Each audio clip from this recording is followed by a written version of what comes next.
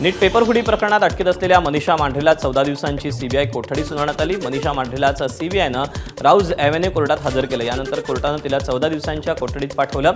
मनीषा मांढरे ही पुण्यातील जीवशास्त्राची प्राध्यापिका आहे। नीट पेपरफुटीनंतर दिल्लीतील सीबीआय मुख्यालयात चौकशीनंतर तिला अटक करण्यात आली। नीटचा पेपर सेट करणाऱ्यांनीच पेपर फोडल्याचा आरोप आहे। मांढरे आणि कुलकर्णी हे एनटीएच्या पेपर सेटिंग कमिटीचे सदस्य होते, तर मनीषा मांढरे 5 ते 6 वर्षांपासून एनटीए सोबत काम करत होती।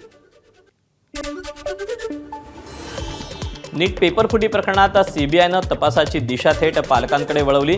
लाखो रुपये देऊन पेपर खरेदी केल्याचा आरोप असलेल्या पालकांची कसून चौकशी सुरू आहे। या प्रकरणाचं कनेक्शन नांदेडपर्यंत पोहोचलं असून विद्युतनगर भागात राहणाऱ्या कदम कुटुंबाला सीबीआयनं समन्स धाडलं। मुलीसाठी 5 लाखात नीटचा पेपर विकत घेतल्याचा आरोप असलेल्या कदम पती पत्नी आणि विद्यार्थिनीला मंगळवारी पुण्यात चौकशीसाठी हजर राहण्याचे आदेश देण्यात आलेले आहेत। नीट पेपरफुटी प्रकरणात तपासाची व्याप्ती आणखी वाढली। मुख्य आरोपी शुभम खैरनारच्या संपर्कातील अनेक जण आता सीबीआयच्या रडारवर आले। नाशिकमधील काही प्रतिष्ठित क्लास चालकांचीही चौकशी होण्याची शक्यता आहे। शुभम खैरनारच्या संपर्कातील व्यक्तींची माहिती गोळा करण्याचं काम सुरू असून या संपूर्ण प्रकरणात टेलिग्रामचा सर्वाधिक वापर झाल्याचं समोर येत आहे। नीट पेपरफुटी प्रकरणावरून आमदार बच्चू कडूंनी संतप्त प्रतिक्रिया दिली। पेपरफुटीतील आरोपींना फाशी द्या, नाहीतर आम्ही मारू, सरकार काय झोपा काढतंय का, असा सवाल बच्चू कडूंनी विचारला। पेपर फुटणं म्हणजे एखादा खून होण्यापेक्षाही मोठा गुन्हा असून विद्यार्थ्यांचं आयुष्य उद्ध्वस्त होत असल्याचं बच्चू कडूंनी म्हटलंय। फाशी दिली पाहिजे। साला गरीब लोक पोरांना मग पेपर द्यायचं काही अर्थ आहे का? असे कसे पेपर फुटतं? सरकार काय झोपा काढतं का? आणि अशा पद्धतीनं पेपर फुटत असेल आणि आम्ही काहीच करत नसेल तर काय होतंय, एखादा खून होतं ना त्याच्यापेक्षा हा डबल खून आहे, त्याचं आयुष्य बर्बाद होतं। तो जो गरीब शेतकरी पोरगा आहे, जो काही युवक आहे, तो किती काम करतं, किती मेहनत करतं, पुण्याला जायचं, तिथं आयुष्य गमावून बसायचं आणि वेळेवर पेपर फुटत असेल तर तो मोठी हत्या आहे। फासावर टाकलं पाहिजे साल्यांना, आणि ज्यांना फोडलाय ना सरकारनं निघेल तर आम्ही जाऊन मारून साल्याला। नीट पेपरफुटी आणि इंधन दरवाढीवरून काँग्रेस नेत्या यशोमती ठाकूर यांनी मुख्यमंत्री देवेंद्र फडणवीस आणि केंद्र सरकारवर जोरदार टीका केली। फडणवीसांनी एकतर मुख्यमंत्री राहावं किंवा गृहमंत्री राहावं असं ठाकूर म्हणाल्या। 9 पैकी 5 अपराधी हे महाराष्ट्राचे आहे। महाराष्ट्राची होम मिनिस्ट्री झोपलेली आहे। त्यांना कळलं नाही काय की एवढे मोठे गोंधळ होत आहेत आणि तरीही मुख्यमंत्री ॲरोगेंटली या सगळ्या गोष्टी माझ्याच ताब्यात राहायला पाहिजे याचा अट्टहास करतायत। त्यांनी एक तर मुख्यमंत्री व्हावं, नाही तर होम मिनिस्टर राहावं। ही एक जनतेची मागणी आहे। 22-23 लाख लेकरांच्या आयुष्यासोबत तुम्ही खेळताय आणि जे जिहाद बोलतायत, आता ही पेपर फुटीमध्ये जिहाद नाही झाला आहे का? विषय असा आहे की जेव्हा ज्या गोष्टी करायला पाहिजे तेव्हा त्या गोष्टी केल्या नाहीत। त्यांच्यासाठी इलेक्शन महत्त्वाचं होतं आणि राक्षसी त्यांना यश मिळाल्यानंतर आता ते देशाचा विचार करतात। पण आदरणीय राहुल गांधी म्हणतात मी 100 इलेक्शन वाढलो तरी चालेल, पण मी माझा दृष्टिकोन मानवतेच्या हिशोबानंच ठेवेल। तर आपण दिसतोय की आज आपल्याला जे 18 दिवसाचं फक्त डिझेल पेट्रोल आपल्या देशात राहिलेलं आहे, या सगळ्या गोष्टीला कारणीभूत आत्ताचं सरकार आणि आत्ताचे पंतप्रधान आहेत। नीट परीक्षेचा पेपर फुटल्यामुळे लाखो विद्यार्थ्यांचं मोठं नुकसान झालं असून त्याला भाजप सरकार जबाबदार असल्याचा आरोप करून साताऱ्यातील कराडमध्ये युवक काँग्रेसनं आंदोलन केलं। छत्रपती शिवाजी महाराजांच्या पुतळ्यासमोर युवक काँग्रेसनं हल्लाबोल आंदोलन केलं। या आंदोलनावेळी पंतप्रधान नरेंद्र मोदी, भाजप सरकार आणि केंद्रीय शिक्षण मंत्री धर्मेंद्र प्रधान यांच्या विरोधात घोषणाबाजी करण्यात आली। तसंच केंद्रीय शिक्षण मंत्री धर्मेंद्र प्रधान यांचा फोटो फाडून तो पायाखाली तोडण्यात आला। तसंच 20 लाख दो पेपर लीक करो या घोषणाही देण्यात आल्या।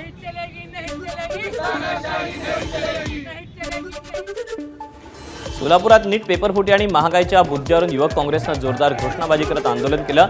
सिव्हिल हॉस्पिटल ते भाजप कार्यालयापर्यंत मोर्चा आयोजित करण्यात आला होता, परंतु मोर्चा भाजप कार्यालयापर्यंत पोहोचण्याआधीच पोलिसांनी युवक काँग्रेसच्या कार्यकर्त्यांना ताब्यात घेतलं। या मोर्चादरम्यान युवक काँग्रेस कार्यकर्ते आणि पोलिसांमध्ये झटापट झाली।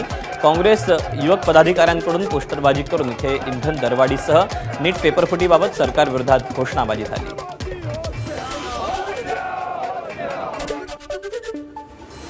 परभणी शहरासह जिल्ह्यात गेल्या 2 दिवसांपासून इंधन टंचाई निर्माण झाली आहे. अनेक पेट्रोल पंपांवर पेट्रोल आणि डिझेल उपलब्ध नसल्यानं इंधन उपलब्ध नाही असे फलक लावून पेट्रोल पंप बंद करण्याची वेळ आली आहे. कंपन्यांकडून वेळेवर पुरवठा होत नसल्यानं वाहनधारकांमध्ये तीव्र संताप व्यक्त केला जातोय. शेतकरी, प्रवासी, वाहतूक चालक आणि रोजंदारीवर काम करणाऱ्यांना या टंचाईचा मोठा फटका बसत असून सरकारनं तातडीनं इंधन पुरवठा सुरळीत करण्याची मागणी नागरिकांकडून केली जाते. एक तर आम्हाला पेट्रोल भेटत नाही. ह्या महागाईच्या काळामध्ये सरकारचं एक तर आम्ही जगायचं कसं? एक तर आम्ही आमचं या साधन आहे, आम्ही याच्यावरच कमवतो खातो. याला पेट्रोल भेटायला झालंय, याला LPG सुद्धा भेटणं झालाय. सरकारनं LPG बी वाढवलाय, पेट्रोल बी वाढवलाय. वाढवल्याबद्दल आम्हाला काही प्रॉब्लेम नाही, ठीक आहे, आम्ही ऍडजस्ट करतो. मग आम्हाला डिझेल तुम्ही द्या ना, पेट्रोल द्या ना, LPG द्या ना. तुम्ही आम्हाला जगाय द्यायचं का नाही, मरू द्यायचं तुम्हाला, हे मला सांगा क्लिअर. आम्ही जगायचं कसं? आता आमची मशागतीची वेळ आली आणि ट्रॅक्टरला आमच्या डिझेल पण मिळालं. ट्रॅक्टर इथपर्यंत आणायला सुद्धा मध्ये डिझेल नाही. आणि ह्या ज्या कॅन्डीमध्ये आलो तर इथं सांगायला की तुम्हाला कॅन्डीमध्ये डिझेल नाही, आमच्या पेट्रोल पंपावर डिझेलची उपलब्धता काहीच सुद्धा नाही. आता आम्ही मशागत कशा करावं? हिंगोली जिल्ह्यातील बहुतांश पेट्रोल पंपांवर डिझेल संपलं. यामुळे जिल्हाभरात डिझेलचा तुटवडा निर्माण झाला. सध्या शेतात पेरणीपूर्व मशागतीची कामं मोठ्या प्रमाणात सुरू असून ट्रॅक्टरसाठी डिझेलची मागणी केली जाते. त्यामुळे अनेक ठिकाणी पेट्रोल पंपावर डिझेल खरेदीसाठी मोठ्या प्रमाणात शेतकऱ्यांच्या रांगा लागल्या. त्याचबरोबर वाहनांसाठी सुद्धा डिझेल मिळत नसल्यानं शेतकऱ्यांबरोबर वाहन चालकही संतप्त झाले. नंदुरबारमध्ये पेट्रोल डिझेल भरण्यासाठी पेट्रोल पंपांवर वाहनांच्या रांगा लागल्यात. हातात प्लास्टिकचे ड्रम आणि पाण्याच्या बाटल्या घेऊन नागरिकांनी पेट्रोल पंपावर धाव घेतली. शहरासोबतच ग्रामीण भागातील पेट्रोल पंपांवरही इंधन टंचाई निर्माण झाली. धडगाव शहरातील पेट्रोल पंपावर 1 ते 1.5 किलोमीटरच्या रांगा लागल्या. 3 ते 4 तासांपासून भरूनात लोक उभे आहेत.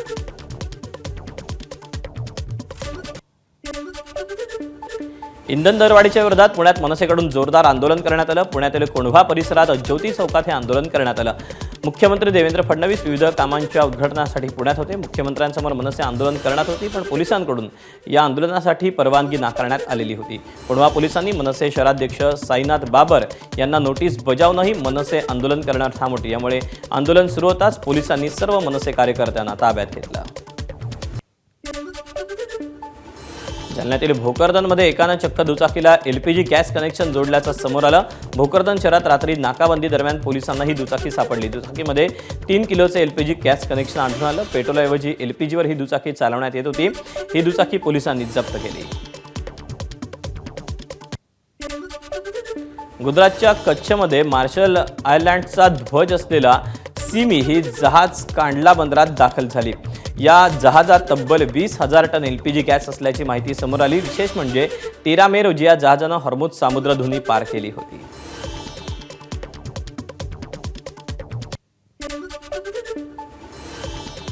गेल्या काही दिवसांपासून राष्ट्रवादी काँग्रेसमध्ये सुरू असलेल्या नाराजी नाट्याच्या पार्श्वभूमीवर आणखी एक नवी घडामोड समोर आली. राष्ट्रवादी काँग्रेसचे खासदार आणि सुनीलराव पवार यांचे पुत्र पार्थ पवार यांनी काल अचानक मुख्यमंत्री देवेंद्र फडणवीस यांची भेट घेतली. कोणालाही सुगावा लागू न देता पार्थ पवार यांनी रात्री 10च्या दरम्यान देवेंद्र फडणवीस यांच्या वर्षा निवासस्थानी त्यांची भेट घेतली. या बैठकीत नेमकी काय चर्चा झाली, भेटीचं नेमकं कारण काय हे अद्याप गुलदस्त्यात आहे. सध्या राष्ट्रवादी काँग्रेस पक्षात सुरू असलेल्या अंतर्गत वादाच्या पार्श्वभूमीवर ही भेट महत्त्वाची मानली जाते. त्यामुळे पार्थ पवार आणि देवेंद्र फडणवीसांच्या भेटीनंतर आता राष्ट्रवादी काँग्रेसच्या गोटात काहीतरी नवीन घडामोडी घडतायत का हे पाहावं लागेल. नुकतेच राष्ट्रवादी काँग्रेसमधून शिवसेनेमध्ये प्रवेश केलेल्या आनंद परांजपेंनी शरद पवारांची भेट घेतली. पवारांच्या सिल्वर ओक निवासस्थानी जाऊन परांजपेंनी भेट घेतली. 3 वर्षांनी शरद पवारांची भेट घेतली. अनेक जुन्या आठवणींना उजाळा दिल्याचं परांजपेंनी भेटीनंतर सांगितलं.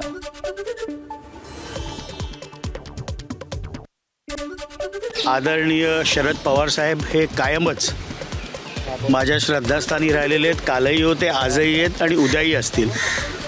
माननीय शिवसेनेचे मुख्य नेते, राज्याचे उपमुख्यमंत्री माननीय एकनाथरावजी शिंदे साहेब यांच्या शिवसेनेमध्ये मी प्रवेश केला आणि त्यांच्या कानावर देखील ही गोष्ट माहिती आहे की मी आदरणीय पवारसाहेबांना भेटणार आहे, त्यामुळे चिंता नसावी. साहेबांची सदिच्छा भेट जवळजवळ 3 वर्षानंतर मी घेतली. अनेक आठवणींनी उजाळा साहेबांनी गप्पा मारताना दिला, त्यांचे आशीर्वाद घेतले, त्यांनी नवीन वाटचाली शुभेच्छा देखील दिल्या. ठाकरेंच्या शिवसेनेचे नेते अनिल परबांचे कट्टर समर्थक राम शरण चांदेलिया हे आपल्या 500हून अधिक कार्यकर्त्यांसह शिवसेनेमध्ये प्रवेश करणार आहेत. चांदेलिया हे ठाकरेंच्या शिवसेनेचे प्रभाग क्रमांक 92चे शाखा प्रमुख आहेत. शिवसेना विभाग प्रमुख कुणाल सरमळकर यांच्या नेतृत्वाखाली या सोहळ्याचं आयोजन करण्यात आलं. उपमुख्यमंत्री एकनाथ शिंदेंच्या उपस्थितीत हा सोहळा संपन्न होईल. या पक्षप्रवेशामुळे स्थानिक राजकारणात शिवसेनेची ताकद अधिक मजबूत होणार असून ऑपरेशन टायगरलाही नवं बळ मिळेल अशा प्रतिक्रिया उमटू लागल्या आहेत. महाराष्ट्रात आज जरी कोणी सर्व्हे केला तरी एकनाथ शिंदे यांचंच नाव मुख्यमंत्री पदासाठी समोर येईल असं वक्तव्य शिवसेनेचे विधान परिषदेचे आमदार बच्चू कडूंनी केलं. सर्वसामान्य जनतेची शिंदेंची कायम बांधिलकी असून अवघ्या महाराष्ट्राला एकनाथ शिंदे मुख्यमंत्री व्हावेत असं वाटतं असं ते म्हणाले. शिवाय शिंदे मुख्यमंत्री व्हावेत यासाठी आता आम्ही थेट जनतेला साकडं घालू असंही बच्चू कडूंनी म्हटलंय. जनतेला आम्ही सांगू का आम्हाला असं वाटतं का मुख्य शिंदे साहेब जे रात्री 2 वाजता दरवाजा उघडतंय, सामान्य माणसाच्या प्रति असणाऱ्या भावना ज्या खऱ्या अर्थानं ज्या पद्धतीच्या आहे तशा ताकदीचा मुख्यमंत्री व्हावा हे सगळ्यालाच वाटतं. मला एकट्यालाच नाही वाटत. तुम्ही जर सर्वे केला तर सगळेजण तेच म्हणणार का पुन्हा मुख्यमंत्री शिंदे साहेब हवे. बच्चू कडू यांच्या या वक्तव्यावर भाजपचे प्रवक्ते शिवराय कुलकर्णी यांची प्रतिक्रिया आलेली आहे. नोकरी दिली तर मालकाचं गुणगान करणं त्यांना अनिवार्य आहे. देवेंद्र फडणवीस यांची लोकप्रियता शेंबडं पोरही सांगेल, पण तुमची नोकरी ती लोकप्रियता तुम्हाला दिसू देणार नाही असं शिवराय कुलकर्णी म्हणाले. अचलपूर विधानसभा मतदारसंघाने बच्चू कडू नावाची नौटंकी आपल्या मतदारसंघातून हद्दपार केली आणि ज्या मतदारसंघातल्या जनतेची नस, स्वतःच्या हक्काच्या मतदारसंघातल्या जनतेची नस बच्चू कडू यांना ओळखता आली नाही, त्यांना महाराष्ट्राची नस कधीपासून समजायला लागली, महाराष्ट्राच्या जनतेचं म्हणणं कधीपासून समजायला लागलं. बच्चू भाऊ, तुमची नोकरी गेलेली होती, तुमचा कामधंदा गेलेला होता. अरे आता ज्या मालकाने तुम्हाला नोकरी दिली त्या मालकाचं गुणगान तुम्ही करणारच आहे. आमच्या देवाभाऊंची लोकप्रियता किती आहे हे महाराष्ट्रातल्या कानाकोपऱ्यातलं शेंबडं पोरही सांगेल, पण ती लोकप्रियता तुम्हाला दिसणार नाही. हिंगोली शहरात राष्ट्रवादी काँग्रेसची महत्त्वाची बैठक पार पडली. जिल्हाध्यक्षपदी अनिल पतंगे यांची निवड झाल्यावर त्यांच्या नेतृत्वात पहिल्यांदाच बैठकीचं आयोजन करण्यात आलं होतं. आगामी स्थानिक स्वराज्य संस्था निवडणुकीच्या पार्श्वभूमीवर पक्ष संघटन मजबूत करण्यावर या बैठकीत भर देण्यात आला. जिल्हाभरातील पदाधिकारी, कार्यकर्ते आणि प्रमुख नेते मोठ्या संख्येनं उपस्थित होते.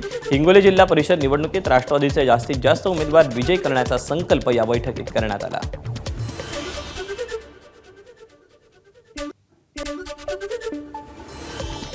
अंबरनाथमध्ये शिवसेना भाजपची युती होताच काँग्रेसमधून भाजपात गेलेल्या 12 नगरसेवकांनी शनिवार रात्री भाजपचे प्रदेशाध्यक्ष रवींद्र चव्हाणांची भेट घेतली. ज्येष्ठ नगरसेवक प्रदीप पाटील यांच्या नेतृत्वाखाली 12 नगरसेवकांनी डोंबिवलीत ही सदिच्छा भेट घेतली. यानंतर सकाळी शिवसेनेचे आमदार बालाजी केणीकर यांनीही भाजपचे प्रदेशाध्यक्ष रवींद्र चव्हाणांची भेट घेतली. दरम्यान नैसर्गिक युती झाल्यानं सदिच्छा भेट घेतल्याचं यानंतर शिवसेनेचे गटनेते रवींद्र करंजुले यांनी सांगितलं. ज्येष्ठ अभिनेत्री उषा चव्हाण यांनी शासनानं दिलेला व्ही शांताराम जीवनगौरव पुरस्कार परत करण्याचा धक्कादायक निर्णय घेतला. पुणे TDR प्रकरणात कोर्टाचा निर्णय होऊनही न्याय मिळत नसल्यानं त्यांनी नाराजी व्यक्त केली. ठाण्यातील आनंद आश्रमात आनंद दिघे यांच्या प्रतिमेसमोर हा पुरस्कार ठेवण्यात आला असून उपमुख्यमंत्री एकनाथ शिंदे यांची ते आज भेट घेणार आहेत. TDRचं सगळं खातं वगैरे आपल्या शिंदे साहेबांकडे आहे आणि त्यांना सगळी कागद प्रत्येकांना मी कागदपत्र पाठवलेली आहे. हे जे पुण्याचे कॉर्पोरेशनचे काय म्हणतात त्यांना आयुक्त, शेवटी राम आहे त्यांच्या नावात पण राम नाहीये, ते बेकायदेशीर करतात. हे सगळ्यांनी नोंद करून घ्यावी. मग असे हलणार नाही असं बघत बसतात, बाकी उत्तरच देत नाही. ते काय कोण जाणे त्यांच्यावर काय प्रेशर असतं, स्वतःच्या मनातच ते ठरून बोलत नाही लोकांवर. तुम्ही काहीतरी त्यांना कागदपत्र द्या की नाही बाबा हे तुमचं चुकलंय. शक्तीपीठ महामार्गाविरोधात पुणे सोलापूर महामार्गावर राजू शेट्टींच्या नेतृत्वाखाली रास्ता रोको आंदोलन करण्यात आलं होतं. महामार्गाला विरोध करण्यासाठी शेकडो शेतकरी तळपत्या उन्हात रस्त्यावर बसले होते. महामार्ग रास्ता रोकोवरून राजू शेट्टी आणि सोलापूर पोलिसांच्यात जोरदार शाब्दिक चकमक उडाली.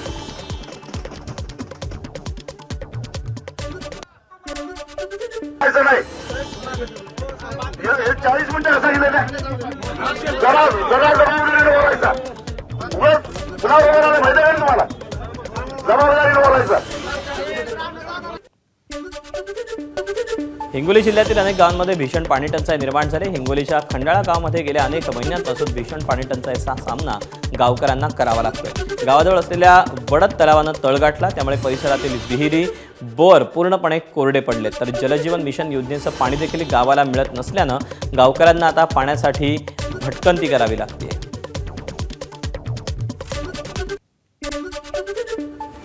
रायगडच्या अलिबाग तालुक्यात उमटे धरणाची पाणी पातळी तळाला गेली, त्यामुळे उमटे धरण क्षेत्रातील 47 गावं आणि 33 आदिवासी पाण्याचा प्रश्न ऐरणीवर आलाय. उन्हाळ्याच्या शेवटच्या टप्प्यात गावकऱ्यांच्या घशाला कोरड पडली असून महिन्याला 4 ते 5 हजार रुपये खर्च करून पाणी विकत घेण्याची वेळ गावकऱ्यांवर आली आहे. धरणाच्या तळातील साचलेला गाळ उपसा करण्यासाठी उमटे धरण संघर्ष समितीकडून सातत्यानं पाठपुरावा करण्यात आला, मात्र अजूनही गाळ उपसा न झाल्यानं धरणातील पाणी साठ्यात मोठी कमतरता भासू लागली. आज आमच्याकडे कित्येक वर्ष आज पाणी मिळत नाही आहे आणि आमच्यासारख्या आज 55 ते 60 वर्षाच्या माझ्यासारख्या तरुणांना आज ड्रम घेऊन दुसऱ्या अर्धा किलोमीटर 1 किलोमीटर आज पाणी आणायला जायला लागतं. कारण पाणीच नाही ना, जे प्यायचं पाणी महत्त्वाचं आहे तेच मिळत नाही आहे. आणि ते आमचे सोर्स जो दुसरा आहे पाण्याचा तो दुसरा नाही, कारण आमचे उमटे डॉमवरच डिपेंड सगळे आम्ही आहोत. कारण जे विहिरी प्रशासनाने बांधलेले आहेत त्यात पाणीच नाही आहे, कारण पाण्याची पातळी खाली गेलं. आता जर माझं म्हणणंच आहे की जर शासनाकडून एवढा जर पैसा येतो आहे तर त्या पैशाचं नियोजन झालं पाहिजे ना. जर धरणासाठी पैसा आला तर धरणासाठी योग्य नियोजन झालं पाहिजे. आज उमटे धरणावर 47 गावं आणि 33 आदिवासी वाड्यातील लोक पिण्याच्या पाण्यासाठी अवलंबून आहेत. सकाळी 5 वाजता हंड घेऊन निघाली आमची माय माऊली, तिचा नंबर 11 वाजता येतो आणि 11 वाजता येऊन तिला 2 हंडच पाणी मिळतंय. आताची आपण जिल्हा परिषदेची निवडणूक बघितली, कित्येक कोटी रुपये उडवले असतील आणि जिल्हा परिषदेचे ज्यावेळी निकाल लागले. गोंदिया जिल्ह्यात रात्रीच्या सुमारास वादळी वाऱ्यासह अवकाळी पावसानं जोरदार हजेरी लावली. अचानक बदललेल्या हवामानामुळे अनेक भागांमध्ये मोठं नुकसान झालं. जोरदार वादळी वारा आणि मुसळधार पावसामुळे अनेक घरांचं छत उडाल्याच्या घटना समोर आल्या. गोंदिया जिल्ह्याच्या देवरी तालुक्यात ओवारा गावामध्ये जवळपास 20 घरांचं नुकसान झालं. अनेक ठिकाणी झाडं वीज वाहिन्यांवर कोसळल्यानं वीज पुरवठाही खंडित झाला. दरम्यान कृषी विभाग आणि महसूल विभागाकडून नुकसानग्रस्त भागांचे पंचनामे करायला सुरुवात करण्यात आली.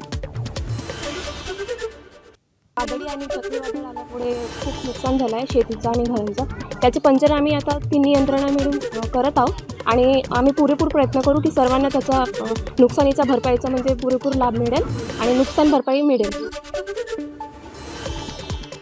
कोकणात गेल्या काही दिवसांपासून पावसाच्या सरी कोसळत आहेत. सध्या वातावरणात होत असलेले बदल हे पावसाचे संकेत देणार आहेत. तर आता रत्नागिरीत मान्सूनपूर्व पावसाच्या सरींनी रायगड, रत्नागिरी आणि सिंधुदुर्ग जिल्ह्यामध्ये हजेरी लावली.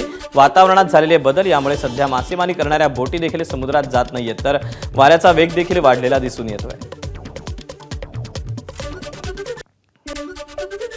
विदर्भामध्ये सूर्य अक्षरशः आग ओततोय.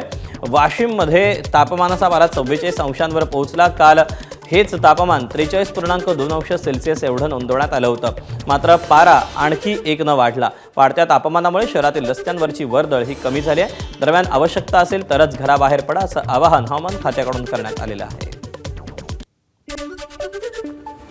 नागपूर महापालिकेत कचरा संकलन कामात मोठा भ्रष्टाचार सुरू असल्याचा दावा काँग्रेस आमदार विकास ठाकरे यांनी केला. शहरातून संकलित केलेल्या कचऱ्याच्या वजनाच्या आधारावर कचरा संकलन करणाऱ्या कंपन्यांना पालिका पैसे देते, त्यामुळे कचऱ्यासह माती, दगड टाकून वजन वाढवलं जात असल्याचं विकास ठाकरे यांचं म्हणणं आहे. आपल्याकडे याचे पुरावे असून ते पालिकेला देणार असल्याचं विकास ठाकरे यांनी सांगितलं. आपण पहा, डम्पिंग यार्ड भांडेवाडीला असताना अंबाझरी भागातील रहिवासी क्षेत्रात डम्पिंग यार्ड बनवलं, लंडन स्ट्रीटच्या जागेत डम्पिंग यार्ड बनवलं, यांच्यावर कर लादला, फाईन केला प्रशासनाने. त्या फाईनच्या पैशातूनच 33 कोटीच्या यांना व्हेकल घेऊन देण्यात आले. तर मग हा सर्व काय प्रकार आहे की त्याच्या करारनाम्यानुसार त्याला का बरं मुभा देत आहे प्रशासन, हा मोठा चिंतेचा विषय आहे. पॅराग्लायडिंगचं माहेरघर ही कामशेतची ओळख कायम राखण्यासाठी एकत्र आलेल्या विविध क्लब्सच्या वतीनं कामशेत वाचवा मोहिमेसाठी शांततापूर्ण आंदोलन करण्यात आलं. कामशेतमधल्या टॉवर हिलच्या पायथ्याशी उच्च दाबाच्या वीज वाहिन्यांचं काम होणार आहे, त्यामुळे कामशेतमध्ये वाढलेल्या पॅराग्लायडिंग खेळाचं भवितव्य धोक्यात आलं. कामशेतमधल्या टॉवर हिल आणि शेलार हिलसारख्या डोंगर टेकड्या पॅराग्लायडिंग खेळाच्या वाढीला नैसर्गिकदृष्ट्या पूरक ठरल्यात. या खेळानंच कामशेतमधल्या तरुणाईला रोजगाराचं साधनही मिळालं. पण कामशेतमधल्या टॉवर हिलच्या पायथ्याशी येणाऱ्या उच्च दाबाच्या वीज वाहिन्या पॅराग्लायडिंगच्या कामशेतमधल्या सुरक्षितता, सौंदर्य आणि भवितव्याच्या दृष्टीनं धोकादायक ठरणार आहे. त्यामुळे विविध पॅराग्लायडिंग क्लबच्या पायलट्सनी एकत्र येऊन शांततापूर्ण आंदोलन केलं. मुंबई अहमदाबादला जोडणाऱ्या बुलेट ट्रेनच्या कामाला गती देण्यात आली. भारतीय रेल्वेच्या इतिहासातील सर्वात मोठं TBM कटर हेड बोगदा खोदण्यासाठी प्रस्थापित करण्यात आलं. केंद्रीय मंत्री अश्विनी वैष्णव यांनी ही माहिती दिली. 350 टन TBM कटर हेडनं बुलेट ट्रेनसाठी समुद्राच्या खालून बोगदा खोदला जाणार आहे. एकूण 21 किलोमीटरच्या बोगद्यापैकी 7 किलोमीटर बोगदा हा समुद्राच्या खालून असेल.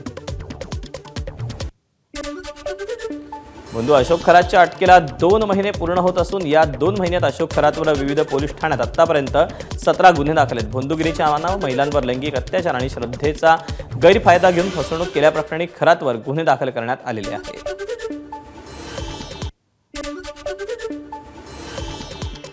नाशिकच्या TCS प्रकरणात 2 दिवसात आरोपपत्र दाखल केलं जाण्याची शक्यता वर्तवली जाते. पहिल्या गुन्ह्याचं 900 पानांचं आरोपपत्र तयार करण्यात आल्याची माहिती सूत्रांनी ABP माझाला दिली आहे. 9 गुन्ह्यांपैकी उर्वरित 8 गुन्ह्यांचा तपास अंतिम टप्प्यात आहे. संशयित आरोपींविरोधात पीडितांचे जबाब, साक्षीदारांच्या साक्षी, डिजिटल पुरावे न्यायालयासमोर सादर केले जाणार आहेत. TCS प्रकरणात दानिश शेख, तौसिफ अत्तार आणि निदा खान विरोधात गुन्हा दाखल करण्यात आला. तिन्ही आरोपींविरुद्ध बलात्कार आणि धार्मिक भावना दुखावल्याचा आरोप आहे. राज्यात अल्पवयीन मुलींच्या संदर्भात घडणारे गंभीर गुन्हे आणि अल्पवयीन मुलींच्या लैंगिक शोषणाच्या घटना रोज समोर येत असताना एक माऊली राज्यभरातील लाखो मुलींना सावध करण्याचा विडा उचलत पोलीस जरा जपून या घोषवाक्यासह मुलींशी संवाद साधतात. आजवर 460 कार्यक्रमांच्या माध्यमातून जवळपास 5.5 लाख किशोरवयीन मुली आणि तरुणींसोबत नागपूरच्या विजया मारोतकर यांनी मोलाचा संवाद साधला. विभक्त कुटुंब पद्धती, मोबाईल आणि सोशल मीडियाचा वाढता वापर आणि किशोरावस्थेत मुलींच्या हाती आलेला मोबाईल ही स्थिती पाहता मुलींशी संवाद साधणं अत्यंत गरजेचं आहे. मात्र कुटुंबामध्ये काही नाजूक विषयांवर संवाद होत नाहीत हे ओळखून विजया मारोतकर यांनी ही मालिका सुरू केली. अगदी घरापासूनच सुरुवात होते ना त्याची. मोबाईलमुळे नेमकं हे लेकरं पाहतात, अभ्यास करतात की आणखी काय करतात यांनी पालकवर्ग धास्तावलेला आहे. मोबाईलवर असणारी पार्न साईट, दर तासाला नवीन येणारा ॲप आणि इतकी विभत्सता की त्याच्यामुळे कोणाला अगदी देहभान बेसावत असणाऱ्या मुलीसुद्धा, छोट्या छोट्या मुलं सगळे त्याच्या विळख्यामध्ये केव्हा अडकत चालले आम्हालाच कळलं नाही. त्यामुळे मोबाईलला दोषी जरी म्हटलं नाही तर आम्ही त्याचा उपयोग कसा करतो यापासून या लेकरांना आम्हाला सावध करण्याची गरज आहे. दोष मोबाईलला अजिबात देता येणार नाही. मुंबई उच्च न्यायालयानं राज्यातील जिल्हा आणि सत्र न्यायाधीशांच्या नियतकालिक बदल्यांचे आदेश जारी केले. यात बीडचे विशेष मकोका न्यायालयाचे न्यायाधीश म्हणून कार्यरत असलेले न्यायमूर्ती VH पटवदकर यांची संगमनेर येथे बदली करण्यात आली. मागील वर्षभरापासून पटवदकर यांच्या समोर मस्सादोगचे सरपंच संतोष देशमुख यांच्या हत्या प्रकरणाची सुनावणी सुरू होती. या प्रकरणात आरोपींवर दोषारोप निश्चिती करण्यात आली असून काही आरोपींनी दोषारोपाला मुंबई उच्च न्यायालयाच्या औरंगाबाद खंडपीठात आव्हान दिलं. आता पटवदकर यांची बदली झाल्यानंतर देशमुख हत्या प्रकरणाची सुनावणी नवीन न्यायाधीशांसमोर होणार आहे. जळगावच्या धरणगाव तालुक्यातील रेल गावात राहणारे नवल पाटील आपल्या मृत मुलाला न्याय मिळावा यासाठी पोलीस स्टेशनचे उंबरठे झिजवत आहेत. गावात क्रिकेट खेळण्याच्या वादातून 12 वर्षीय मुलाच्या छातीत बॅट मारून हत्या केल्याचा गणेश पाटील यांचा आरोप आहे. माझ्या मुलाला न्याय द्या अशी मागणी पाटील यांनी पाळधी पोलीस ठाणे ते SP कार्यालयाशी केली आहे. गुन्हा दाखल करण्याच्या मागणीसाठी नवल पाटील हे पोलीस ठाण्यात पायपीट करतायत. पोलिसांकडून तक्रार नोंदवून घेतली जात नसल्याचा नवल पाटील यांचा गंभीर आरोप आहे. या प्रकरणी पोलिसांकडून पुन्हा चौकशी सुरू असल्याची माहिती पोलीस अधीक्षकांनी दिली आहे.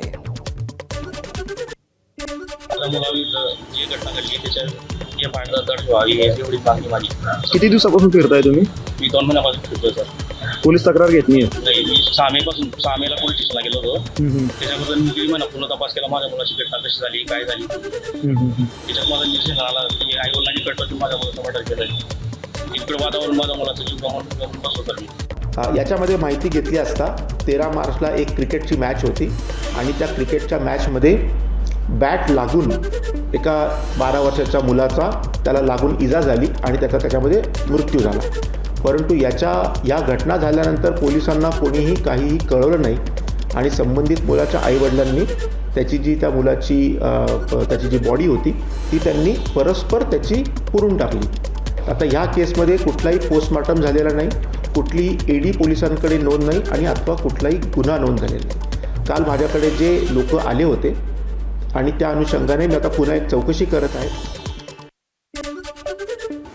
वर्धा जिल्ह्यात बोर व्याघ्र प्रकल्पाची समृद्धता दाखवणारा एक व्हिडिओ वन्यजीव छायाचित्रकार अमेय ठाकरेंनी सफारी दरम्यान काढला. बोर धरणाच्या काठावर पाणी पिण्यासाठी आलेला हरणाचा कळप वाघाला पाहून स्तब्ध झाला. वाघाच्या उपस्थितीनं आजूबाजूला पक्ष्यांचा किलबिलाट सुरू झाला, पण हरणाचा कळप मात्र वाघाकडे एकटक पाहत उभा आहे. मोठ्या दिमाखात चाललेला हा वाघ शिकार करेल असं वाटत असताना शिकार न करता आपली